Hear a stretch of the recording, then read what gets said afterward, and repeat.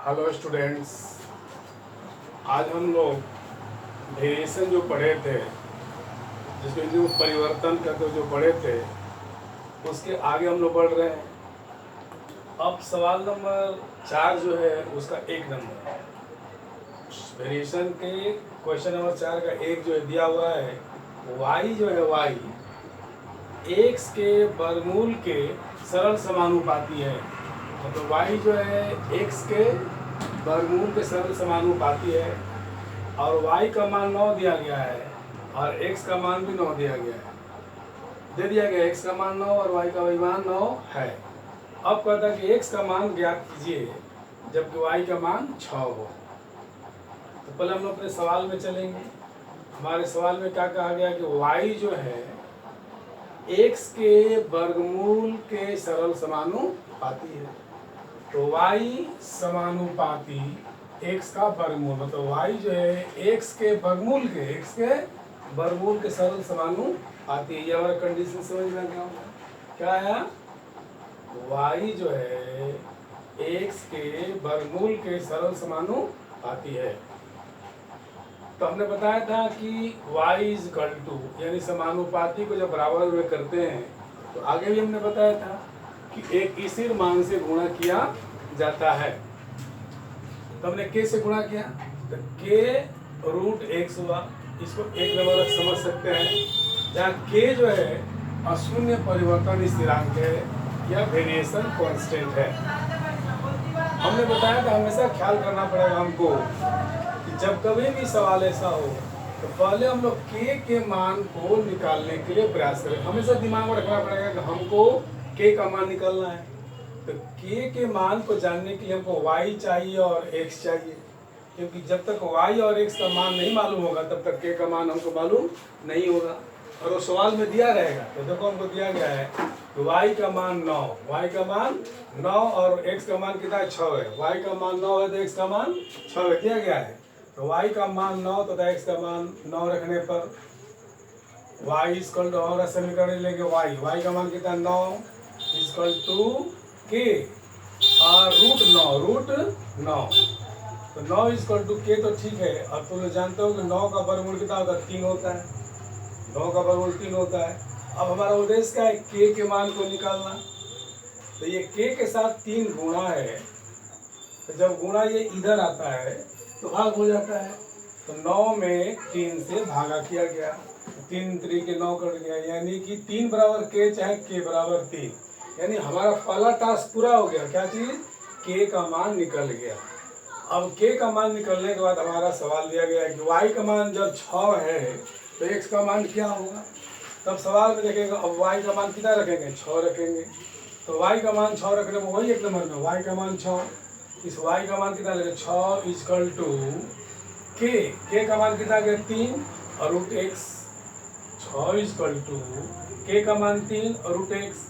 अब यहाँ पर चलते हैं हम लोग, तो 3 क्या है? गुणा है। तो ये गुणा जब इधर से भागा हो गया तो 6 बटा में 3 इक्वल टू रूट x हो गया। तो कट गया, 3 दूनी के 6 हो गया। तो 2 बराबर रूट x कहो चाहे रूट x बराबर 2 कहो। अब हमारे सामने प्रश्न है कि हमें तो x का मान निकालना है, यानी इस रूट को हटाना है। तो हम लोग जानते हैं अच्छी तरह से, और नहीं भी जानते तो जान लेंगे कि जब कभी भी रूट हटाना होता है तो दोनों तरफ स्क्वायर कर दिया जाता है या वर्ग कर दिया जाता है, क्योंकि रूट का स्क्वायर करने से रूट का होता है समाप्त हो जाता है। तो हमने इधर भी वर्ग कर दिया और उधर भी वर्ग कर दिया, यानी इस पक्ष में भी और उस पक्ष में भी, यानी दोनों पक्षों का वर्ग करने पर अंग्रेजी में हम लोग चाहे तो लिख सकते हैं स्क्वायरिंग बोथ साइड्स। मतलब इस साइड का भी स्क्वायर किए, उसका भी साइड। हमेशा दिमाग में एक बात रखना पड़ेगा, जब कभी भी हमको रूट हटाना होगा तो उसको स्क्वायर दोनों साइड में करते हैं। तो इस रूट का स्क्वायर होने से रूट समाप्त हो गया, यानी x इक्वल टू 2 का स्क्वायर 2 दूनी के 4 हो गया, यानी हमारा x का मान जो है क्या हो गया? 4 निकल गया। और आंसर जब y का मान 6 होगा तो x का मान 4 होगा। तो मैं उम्मीद करता हूँ कि आप लोगों को इस सवाल को जरूर समझ गए होंगे। अब मैं जो है अब इससे संबंधित मैं दूसरे सवाल को लिख रहा हूँ।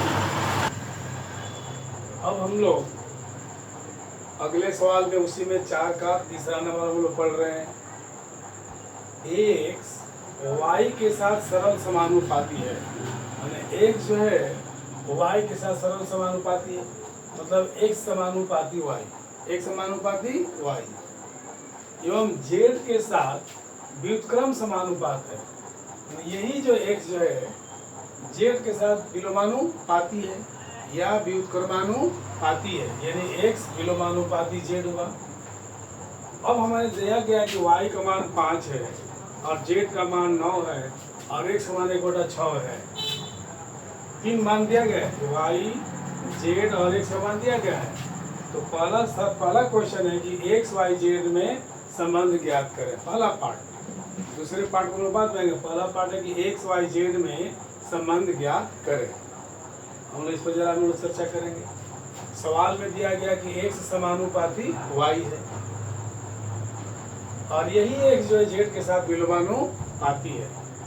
एक बात याद रखेंगे हम लोग कि ये x जो इसके साथ समानुपाती है और यही x जो इसके साथ विलोमानुपाती है, तो दोनों वेरिएशन को, दोनों परिवर्तन को जोड़ते, जिसको मतलब ज्वाइंट वेरिएशन जोड़ने पर क्या नियम होता है कि यही x समानुपाती का हो जाएगा y × 1/z। याद रखो, जोड़ने का मतलब हो गया कि ये जो इसके साथ समानुपाती है और ये इसके साथ विलोमानुपाती है, तो जोड़ेंगे तो ये x जो है y × 1/z, मतलब x जो है y के साथ समानुपाती है और यही x जो 1/z के साथ विलोमानुपाती है। ऐसा जोड़े मतलब नहीं कि x और x 2x नहीं लिख देना, वेरिएशन में हम लोग लिखेंगे कि ज्वाइंट वेरिएशन हम यही जानेंगे ये जो इसके साथ समानुपाती है, क्लियर कर लेना पड़ेगा, और ये इसके साथ विलोमानुपाती है। तो जब दोनों को ज्वाइंट करेंगे, दोनों वेरिएशन को, जिससे हम लोग 50 लाख हम ज्वाइंट किए थे, तो जब वेरिएशन में जब ज्वाइंट करते हैं तो एक बात और याद रखना कि यहाँ पर जो कोई राशि यदि रहती है तो स्थिर नहीं होती है। तो दोनों को हमने ज्वाइंट किया तो x समानुपाती y × 1/z, या जो कुछ भी स्थिर रहेगा वो स्थिर नहीं रहेगा। अब हम लोग जानते हैं कि x = ये समानुपाती को हम लोग बराबर में लाने के लिए k से गुणा करेंगे, तो k × y में 1 से तो y/z, x = k × y/z। इसका नाम हम लोग चाहे तो 3 नंबर रख सकते हैं समझने के लिए। तो जहाँ k क्या है, अशून्य स्थिरांक है, हमेशा दिमाग में रखना k क्या अशून्य स्थिरांक है। अब हमने क्या बताया था, टारगेट बताया था कि पहला हमारा मिशन होगा कि k के मान को निकालना। जब कभी भी याद रखोगे सर सवालों में हो, हम हमेशा k के मान को निकालेंगे। हमारा मिशन क्या है, k निकालना। तो k कैसे निकालें, तो k को निकालने के लिए हमको 3 चीज़ चाहिए, x चाहिए, y चाहिए, z चाहिए।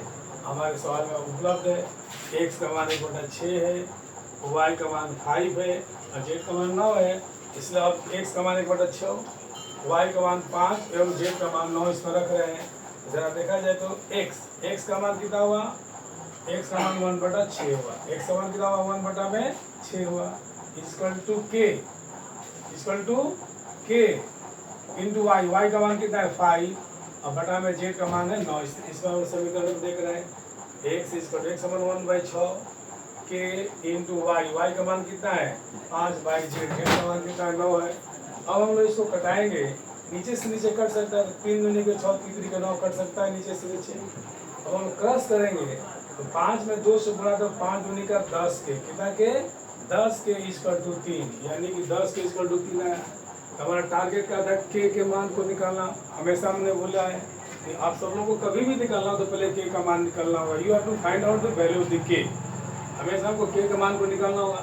तो k = 3 तो है, यहाँ पर 10 गुणा तो भागा हो गया, यानी k = 3/10 हो गया, यानी k का मान हमको मालूम हो गया।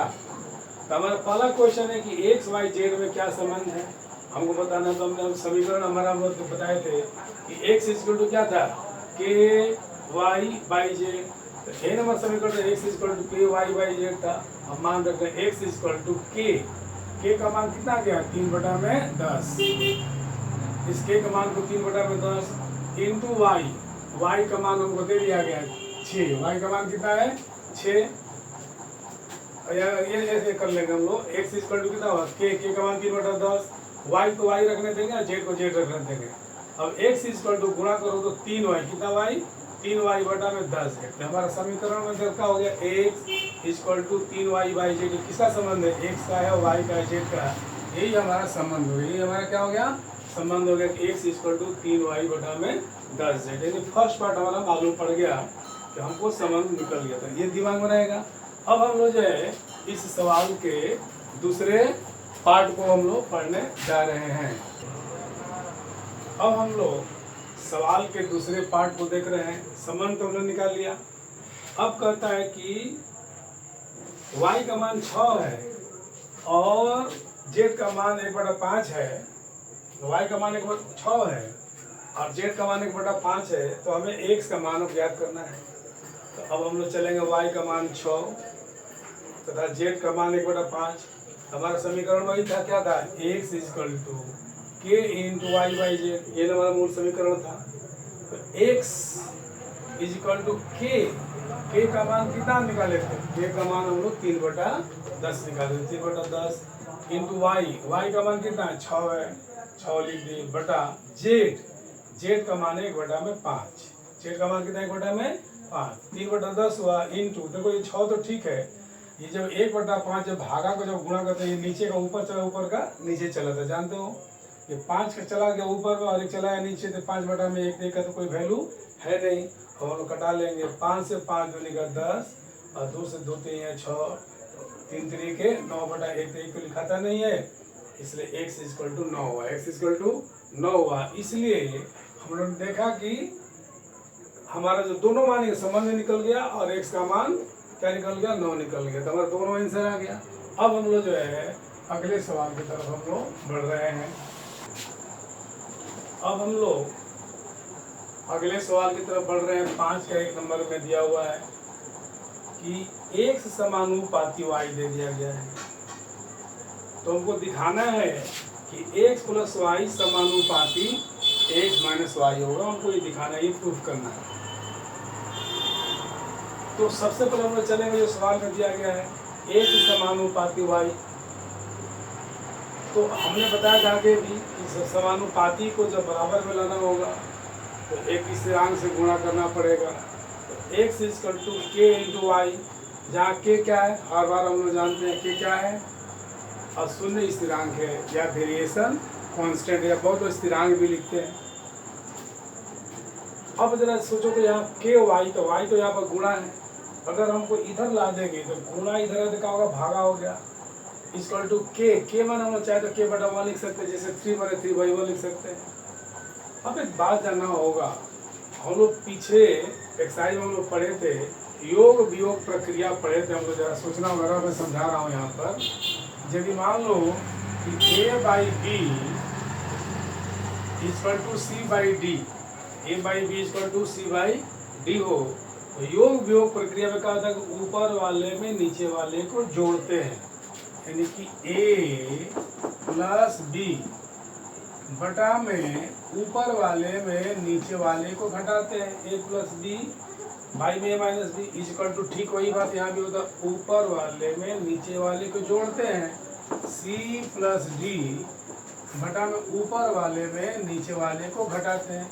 ये जो हम लोग पढ़े थे योग वियोग प्रक्रिया में, इसको अंग्रेजी में हम लोग पढ़ते थे बाई कंपोनेंडो एंड डिविडेंडो, मतलब एक बार जोड़ रहे हैं और एक बार घटा रहे हैं। इस क्रिया को इसलिए मैंने यहाँ बता दिया कि यहाँ पे इसकी जरूरत पड़ेगी, इसलिए दिमाग में रखे हुए कि जब कभी भी जो योग वियोग प्रक्रिया होगा तो अंश में हर को जोड़ देंगे, फिर अंश में हर को घटा देंगे, यही काम उधर फिर अंश में हर को जोड़ देंगे, अंश में हर को घटा देंगे।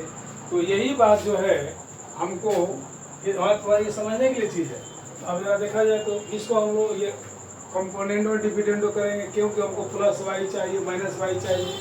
तो ऊपर वाले में अंश में हर को जोड़े x + y बटा में x - y, तो ऊपर वाले नीचे वाले को जोड़ दिए, बटा में ऊपर वाले नीचे वाले को घटा दिए, = ऊपर में k है, नीचे वाला जोड़े k + 1 हो गया, और बटा में क्या हो गया, k - 1 हो गया। तो ये हो गया योग वियोग प्रक्रिया द्वारा। योग वियोग प्रक्रिया द्वारा कैसे आपको समझ में आया, फिर से एक बार देख लीजिए।